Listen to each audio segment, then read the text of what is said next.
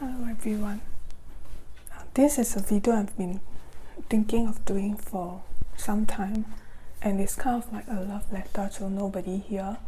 2020's video about chronological snobbery.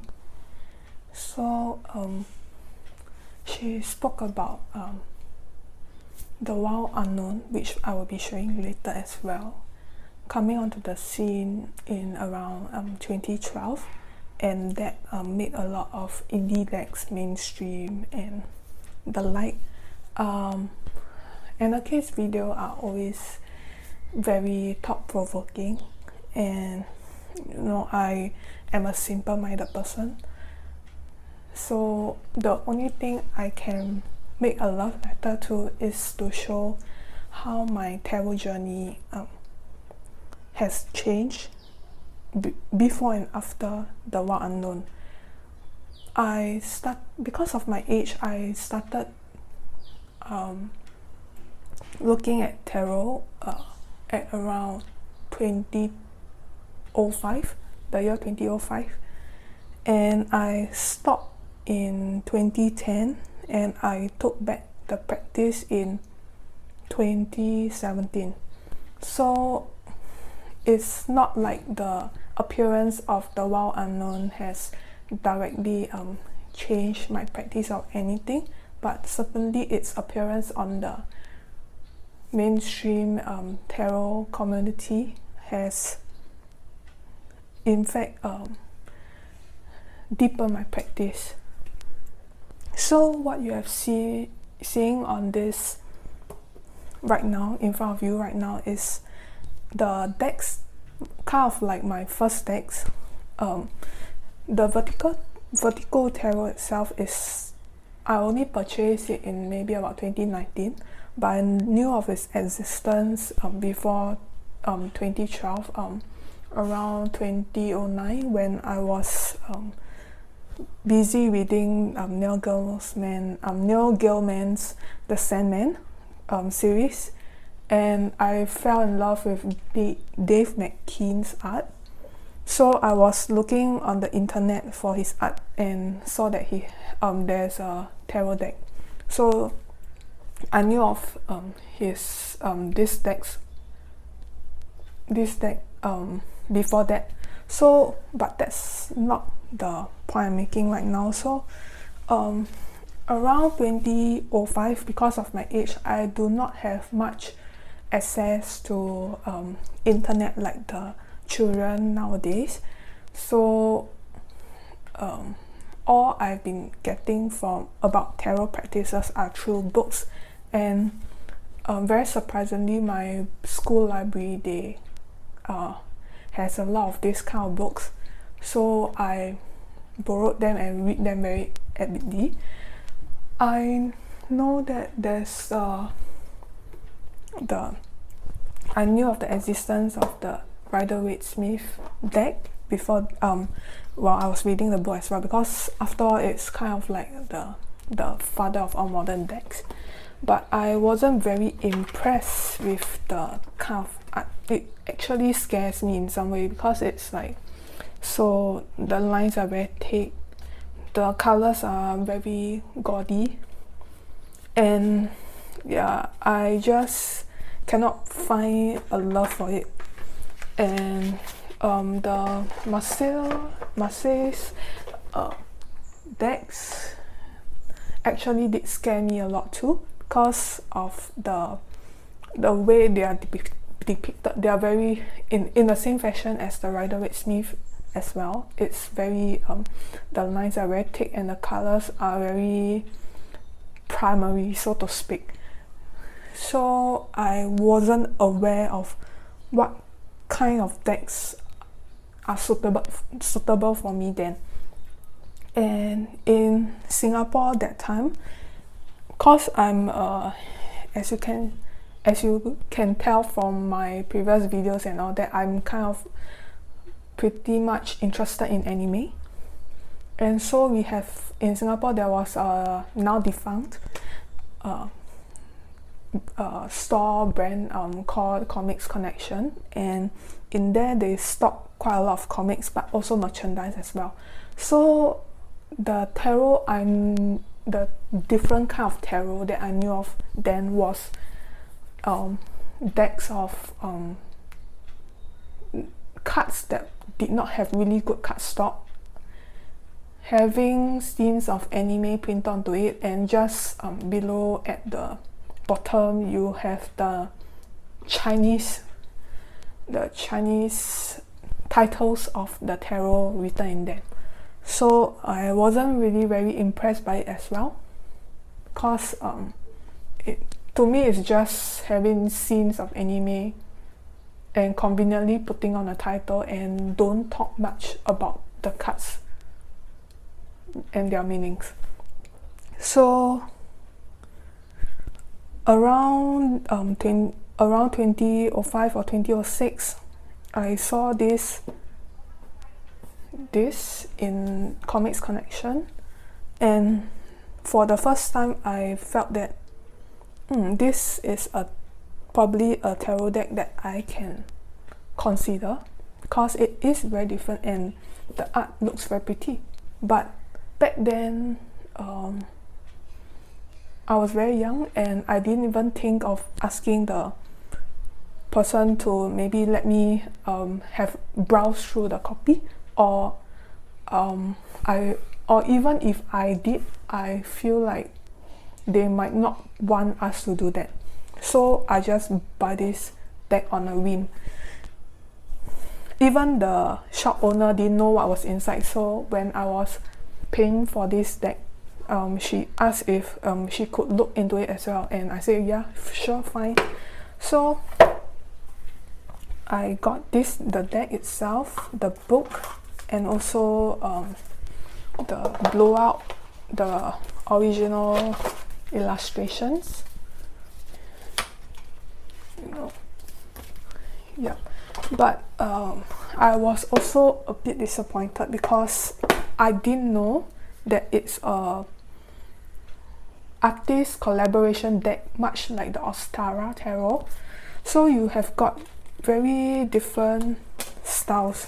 For example, the Empress and the Strength here, you can tell that it's already the style do not match that much. And well, I would say that these two styles are maybe almost similar, but within the deck itself there are some with very big artistic differences, and that make me feel a bit uncomfortable. So whenever people talk about when people do walkthroughs of decks that are collaboration decks, I do still feel some kind of apprehension about it. And what is worse, you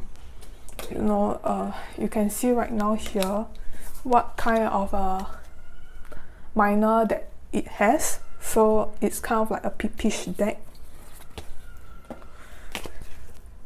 And so my first tarot deck is very peepish, and when I read the little white book provided, it only gives us the meaning, so I have to rote learn it, and I didn't even know why is it read the way it is until much later in my practice, which is now, I guess. So the second deck that I've got, and this was around 2009, and I was looking for another tarot deck which might deepen my practice, so to speak, and looks pretty. So by that time the internet was a bit more advanced and I have more means to go on the internet. So I went to Eclectic Tarot, for the Eclectic Tarot forums, and look around, and I was intrigued by this crystal tarot. You can see how better it is. So in Eclectic Tarot, as you all know, there are only a few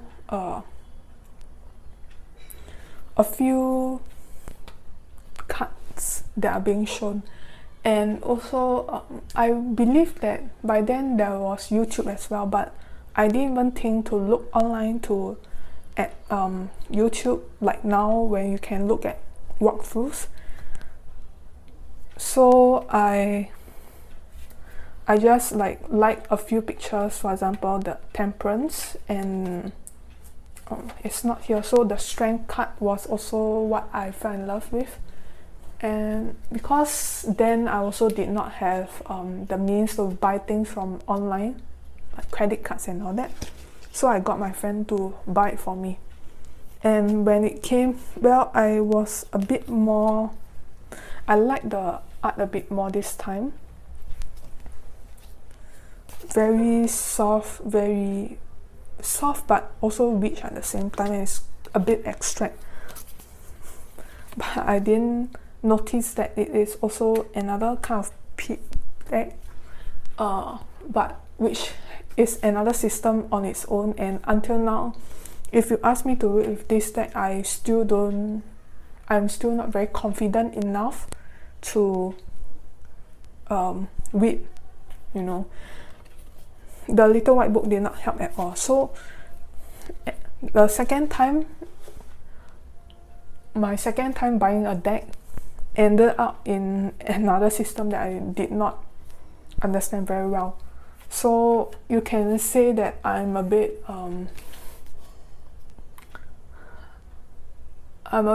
bullheaded or very stubborn and not wanting to try something that is very simple, which is the RWS. Now,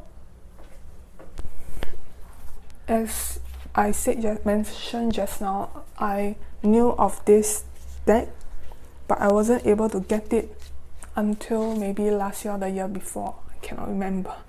So again, if I were able to get the deck before 2010, I would have been very shocked, because the cardstock is very thin, and during one shuffle I nearly bent a card, and I believe that if I really did bend that card, it would have had a line across it and damage the deck or something. So back then it was very difficult for me to know where to find decks and how it looks like on the inside and what to expect.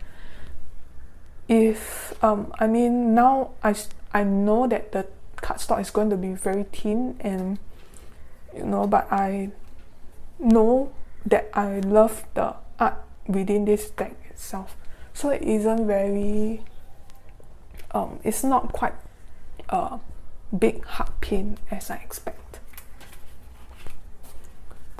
So after this, I stopped my tarot practice for some time, and by the time it comes to 2017, I came to know about this deck, the Wild Unknown,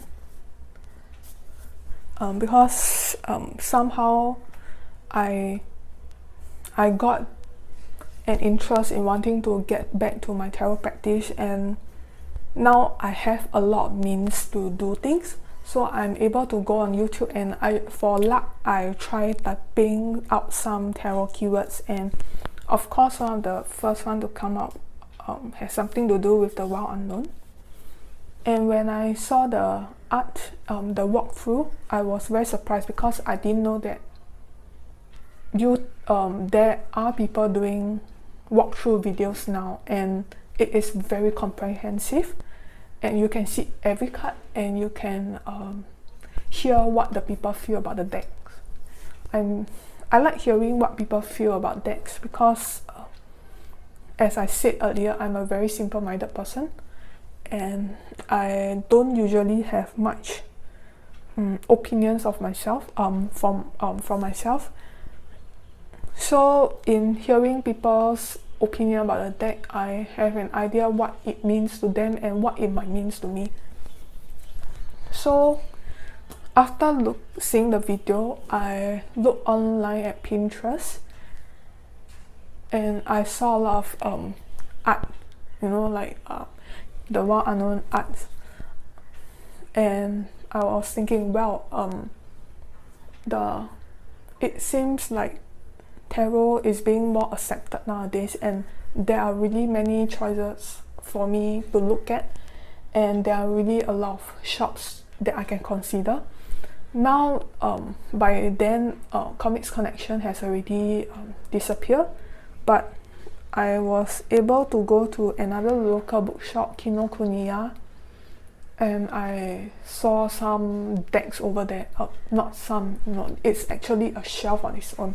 So I was thinking, well, I can look online now. And so one of the first few decks that I've gotten, and you know, I'm still a very stubborn person. I don't want to use the Rider-Waite-Smith. I don't want to buy it because it still looks very ugly to me. So I bought something else that is Rider-Waite-Smith inspired. So the Line Strider Tarot and the Dreaming Way Tarot. I actually did a lot of research, watching quite a lot of walkthroughs, and also looking at blogs now. You know, I was also very surprised to see that there are blogs reviewing decks. I already thought that the Eclectic Tarot Forum was, you know, the limit, but apparently it goes beyond that now. And I can say that these two decks are the ones that really let me fall in love with the Rider-Waite-Smith system, and I still use them nowadays. Not as much as I hope to, but these two decks provide the softness that the clients like to hear and see, and also the art styles are close to my heart. After that comes the classics. So as I mentioned on my other videos, this deck is a gift from my friend. So I finally caved in to get some classics because I fell in love with these two kind of classic systems that searching on YouTube, reading through blogs and all that has given me. In fact, the Thoth deck is one of my favorite, as my close friends can attest to. I was, back then, before 2012, I knew of Crowley, and I was a bit put off by his reputation, but seeing the flick-throughs on YouTube put that kind of fear to rest, and I was able to cave and buy, and good thing I did. And earlier I mentioned that this system, the art scares me, but through recommendations on YouTube, I find that there are other styles of drawing that didn't scare me that much. For me, I think one reason why I love this deck is because it's not white and the characters are painted in primary colors, so it's a bit faded, and there are the splotches, and the colors are a bit muted, so I like it. Although I don't use this deck as much because it's very expensive, and the sharp edges scratches my hand every time I use it. So basically, I'm very thankful that the Wild Unknown Tarot has made indie decks or decks with different styles on the whole available to the public, so that people like me who love art can look through videos, blogs to ensure that I really like the deck. And by the way, the sister oracle deck, the animal spirit, is also another deck that changes my opinion of oracle decks. Cause before 2012, I knew that there were oracle decks, although I do not know what they are for. I mean, tarot is there is a system, so I understand like there is a fixed way of looking at things, but not oracle. So back then, Doreen Virtue's oracle decks fill up the shelf of the local bookshops that I go to, and I didn't like the art as well, and I find that they are a bit too airy-fairy. But Kim Kwan's Animal Spirit actually changes my view of oracle decks, because firstly the art is really very beautiful, and to me a plus point is that it depicts animals as they are. And you know, some decks tend to paint animals with you know, crowns with wings or looking very cutesy, and I didn't like that. But having this oracle deck tells me to be more open in looking at other oracle options as well. Yeah, cause some oracle decks are really very beautiful, and having YouTube and the YouTube Tarot community channel helped me to also be more sure of the deck choices that I'm looking at. So basically, this is quite a long rambly vlog, I guess. So I hope you like this. Thank you.